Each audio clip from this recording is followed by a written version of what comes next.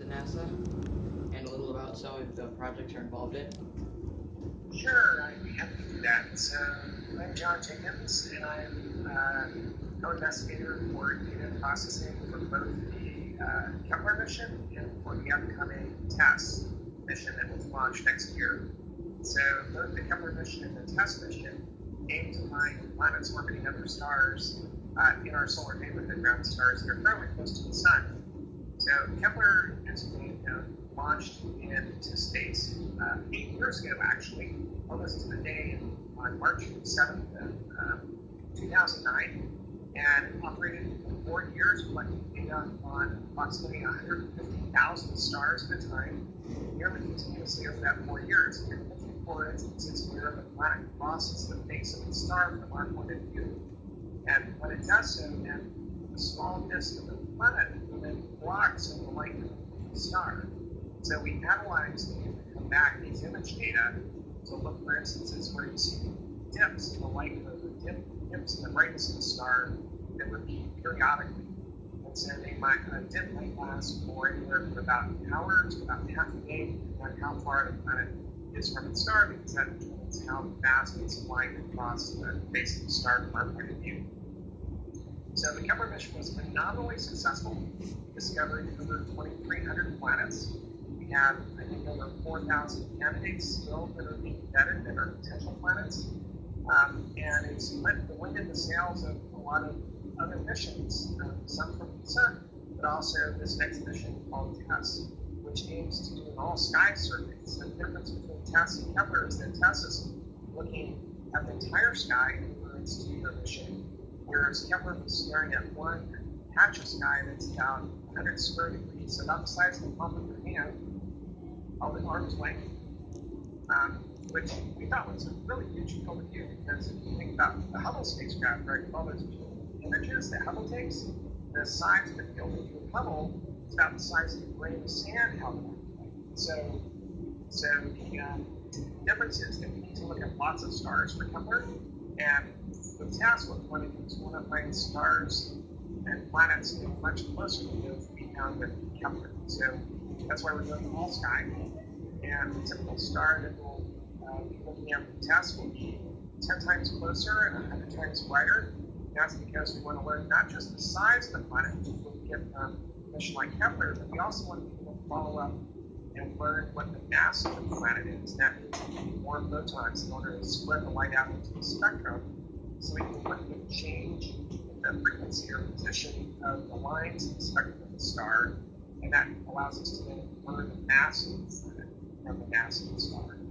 So having those two things together, the size and the mass of the planet, now you can know what the bulk density of the planet is. You can start arguing whether it's made of rock, or it's made of ice, or it's made of a mixture of water and rock, or is it a giant planet, a gas giant? So now you can start thinking about what these planets are made of. The hope is that we can test planets that we'll be discovering over the next several years, that we'll be able to do more than measure the masses. We'll also be able to follow up with assets like the James Webb Space Telescope, also slated for launch next year, to characterize the atmospheres of some of these planets to learn whether or not they pose life. So those are the missions that I'm working on. I've worked on the Kepler mission now for over 20 years, since 1995, 22 years, wow. And so that's what I've done. Where did you go to school, and what did you study to prepare for your career? Right, so I went to school at Georgia Institute of Technology in Atlanta, Georgia, and I studied electrical engineering.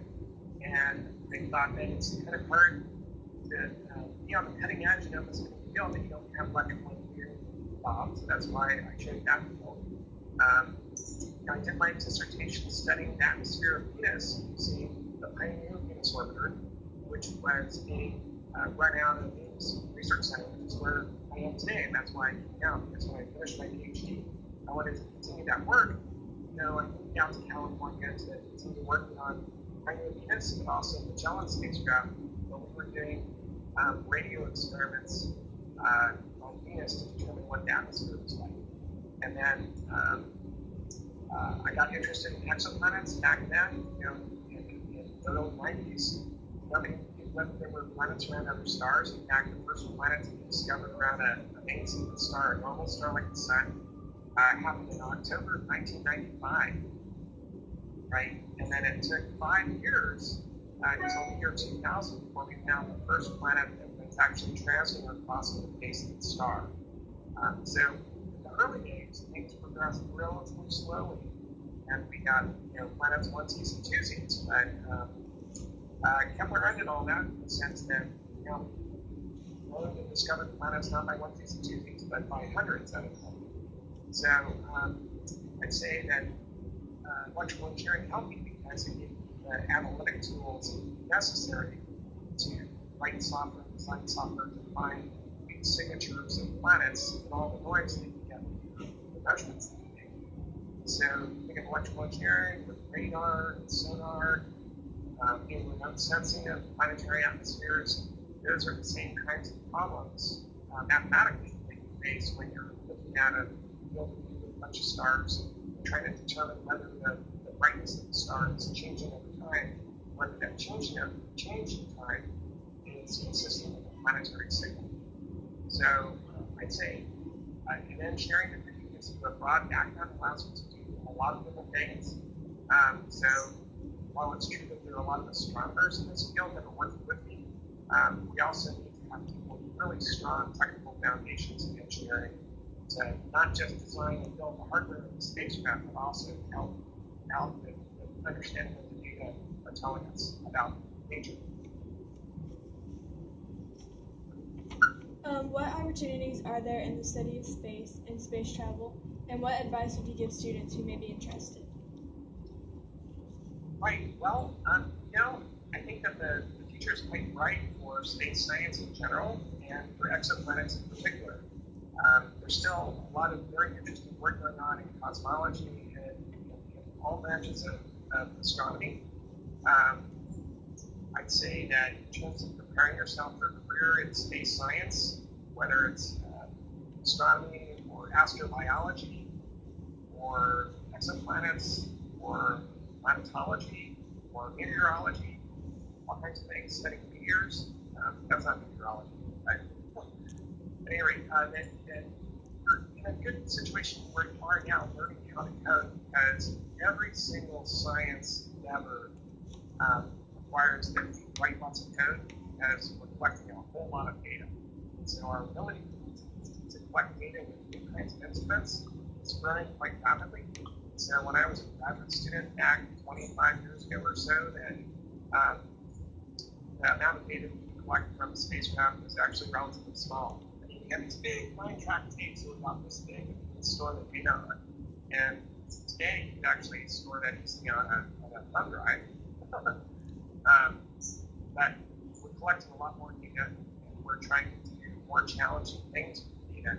So regardless of what science field you want to go into, it's really important to learn about data science, learn how to code, learn how to manipulate, interrogate data, do statistics on it. And there are a lot of interesting fields out here now for data scientists. So I'd say that if I were starting out today, that's what I would do. I would concentrate on data science as a means to be able to explore our world and to do lots of interesting, fun, crazy things. What is your view on the privatization of space travel? Well, I don't have strong opinions about that. It's something that's happening. In fact, the test mission is going to be launched on a Falcon 9 spacecraft built by SpaceX. And so you might be aware that SpaceX has had a few difficulties. They've had a couple of explosions on launch. And in fact, they were originally scheduled to launch in August of this year, 2017. But because of the second accident, SpaceX, our launch is now scheduled as no earlier than March of 2018. So these things happen regardless of whether it's a private company like SpaceX or a company like Boeing that's more in the traditional military-industrial complex model that's been the one that's held sway for several years. So it's very interesting to see SpaceX come in and shake up this field. They're getting a lot of support from NASA, of course. I think we're just going to see more activities along the lines of SpaceX, and I think in the end, it's a really good thing. But it's very exciting to see how that's all working out. What is the most important and or enjoyable part of your job? Oh, I didn't quite hear the last part of your question. And or the most enjoyable part of your job? What's the most important and the most enjoyable part of my job? I'd say writing code is a lot of fun, and working with the data is a lot of fun. It's also, in some sense, the most important part of the job. But you'll find as you progress through your career, like I'm not a software developer per se. I do some of that, but what my job is basically is to recruit and then lead a team of developers, data scientists, and software engineers to design and build and operate data processing facilities for the missions that I'm working on. And it used to be that you could build your pipeline with just a few people, and that's not the case anymore. You need access to more resources. You need to use, in our case, we use the NASA Clayton supercomputer, which has over 200,000 computer cores that we use at any given time. Not that we have, I think most GPUs at a given time is about 20,000. So when you're designing software for these large projects, you need a team. So it's also important not just to be good at technical skills, at coding or data science or analysis and math. That's all very important. It's also important to be able to work in a team environment. And so I think that's what you're also going to do right now with Angie. I think that's great. But you'll find throughout your career you'll be working in very small teams, a few people, medium-sized teams of 5 to 10 people, and maybe even large teams of 25, 30 people that are all working on the same technical project. And it's very exciting, but the problems are different for those different kinds of teams. So you find the larger the team, the more time is spent, and the more important it is to do a good job at communicating what's going on across the team so that everybody's on the same page, everybody's moving towards the same goals, and people don't get out of sync, right? If you could have any other job, what would it be and why? Oh gosh, that's a really hard question to answer because it's hard to imagine a job and an experience like working on a company now tasks that I would want to trade that for, right? So off the top of my head, I can say I'm doing exactly what I want to do. Eventually, I'll probably have to do something else, right? But right now, I'm having a lot of fun working on exoplanets and working with great colleagues, scientists, astronomers, and software developers, and hopefully inspiring other people to do the same thing.